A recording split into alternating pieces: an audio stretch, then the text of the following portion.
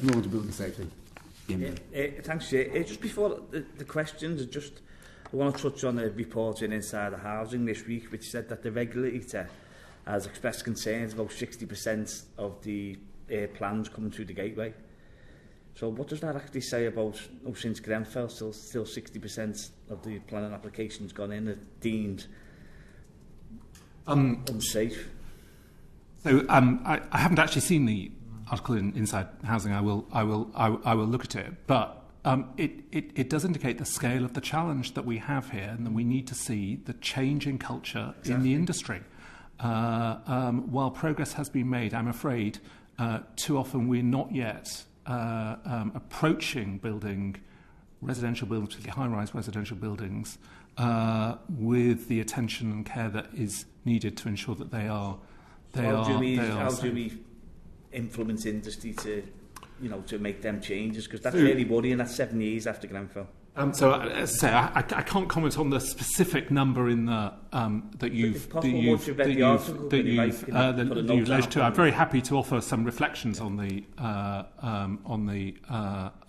article if that would help. But the building safety regulator have a work programme in place to engage with all aspects of all aspects of industry to continue to ensure that the standards are being met. But I also think there's a role for leaders within industry itself as well to drive the culture change that we need to see.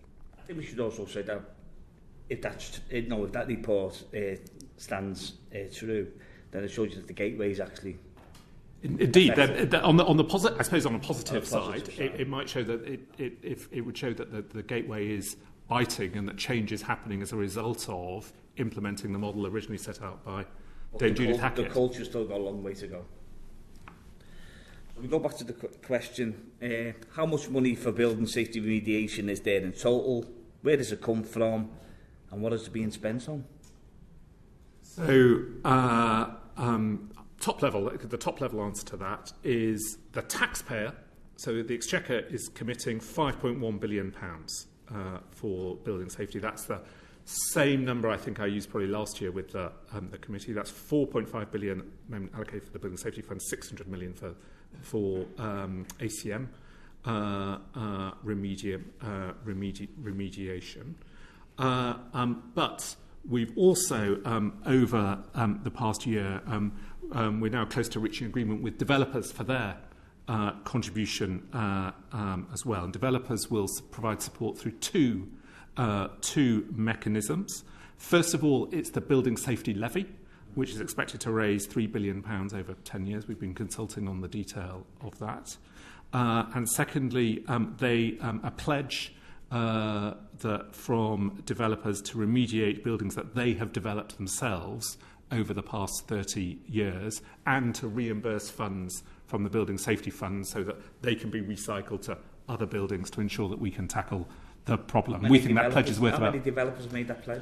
So we now have got agreement with the 49 largest developers, and we're now working on the next tranche down, but the top 49 developers will gets us a long way into the sector. We think that pledge is going to be worth £2 billion.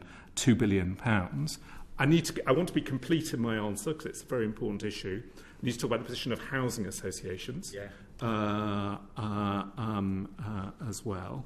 So they were funded for ACM remediation on the type that was on Grenfell.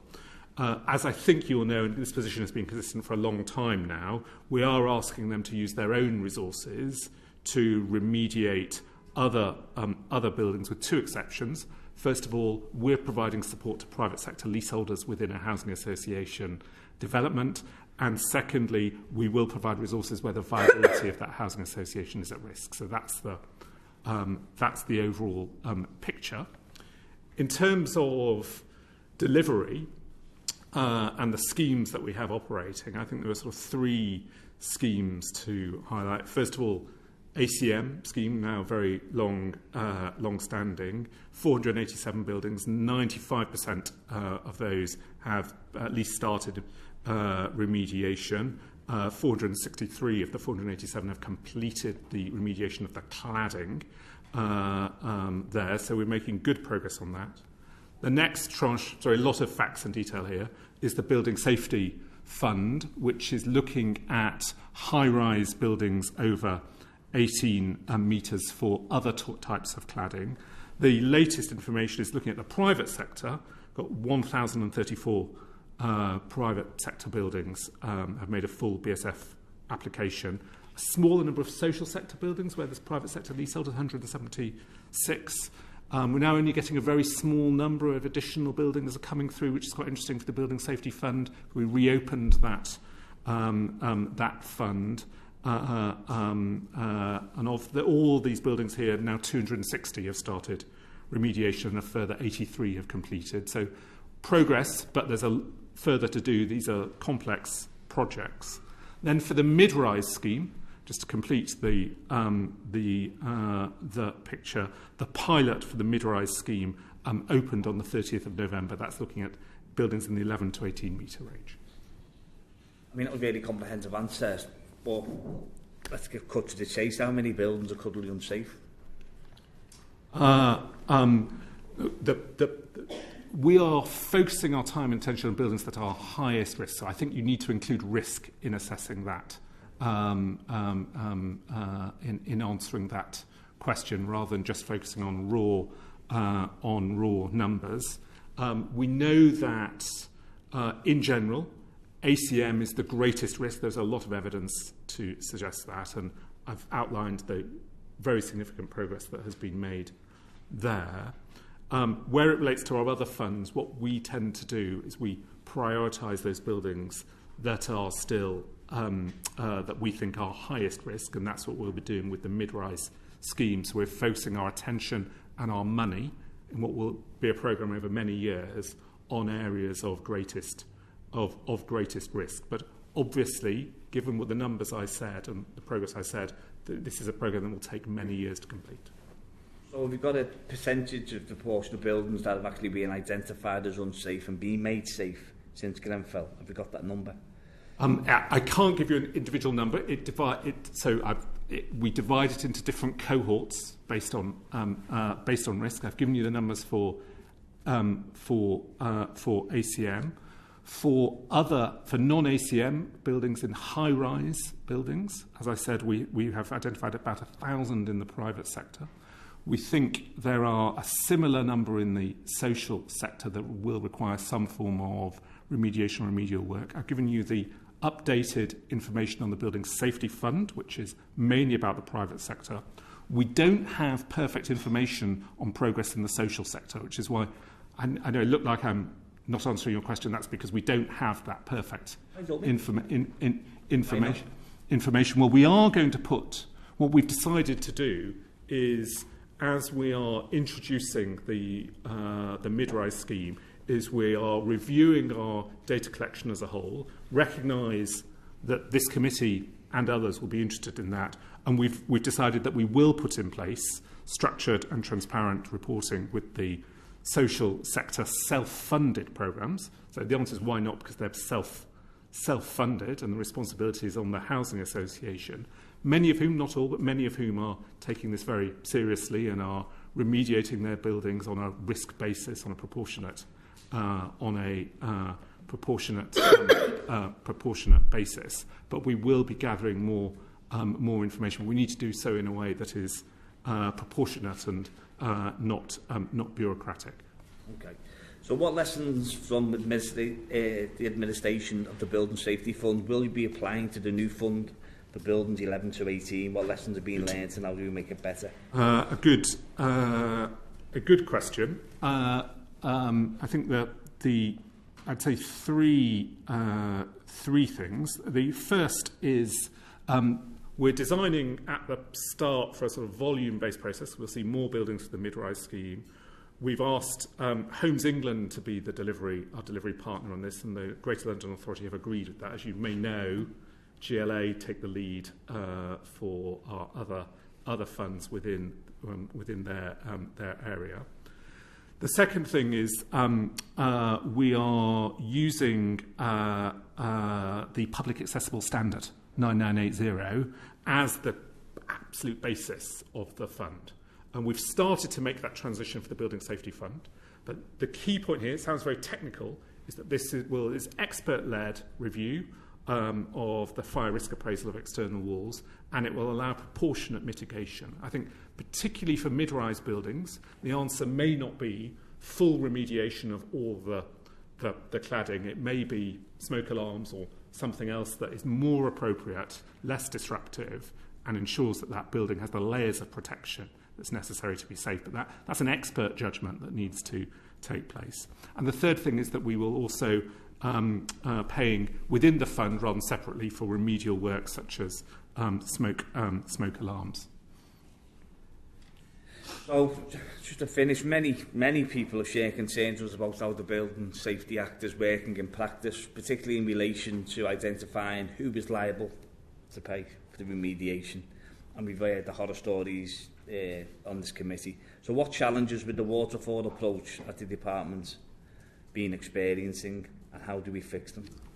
So, first things, the committee will know we've had several years of debate in Parliament about the right approach, and we've agreed a major change in the approach in the Building Safety Act that provides significant protection to leaseholders, but transfers greater responsibility to freeholders, landlords, and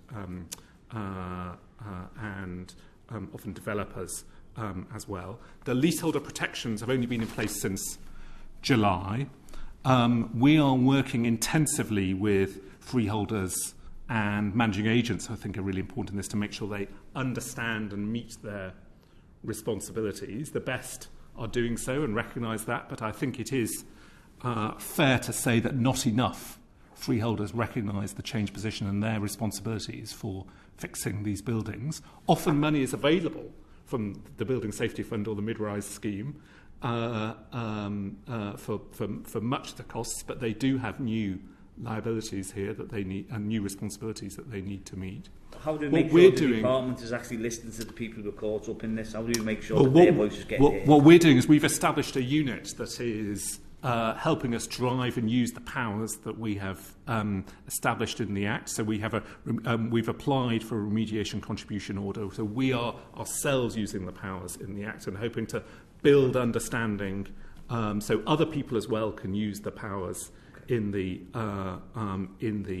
Act. We're obviously working very closely as well with representative groups to make sure that we're sharing those understandings and see if if charges are being presented to leaseholders that are not in that very limited circumstances allowed for in the Act, then the law is being broken, and leaseholders should contact Citizens Advice. There are lots of groups that are Lease can also provide support, but there are lots of groups providing support to leaseholders. But there is a lot further to do, and the department is really leaning in, putting its shoulder to the wheel in driving the change in culture that we're going to need in the sector here. I think it's a huge challenge.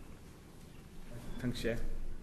What happens when the waterfall fails and you get to the bottom and the freeholder can't afford to pay? Maybe a so we've, the point out that so we've made further provision in the Act there, which is first of all to enable freeholders to recoup resources from developers and others. So we're providing maximum responsibility. Developers gone out of business. Maximum responsibility there. The second thing that we've done in the Act, which again shows the seriousness with which we are taking the issue, is it's not just the freeholder. We're looking at the resources of the parent group.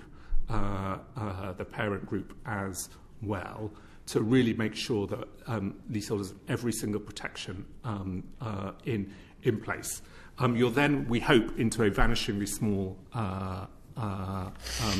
tail, but we will continue to monitor this closely. And that tail will then be picked up by the department. I said our focus at the moment is ensuring freeholders meet the responsibility. We've got further layers of protection in in place. We are providing the funding for cladding. We think for high-rise buildings, and funded through wider developers for mid-rise buildings. We think that's the right thing to do. So these additional layers of protection are really about non-cladding costs. I think you're aware. And I think we may explore those further with ministers in the next few weeks.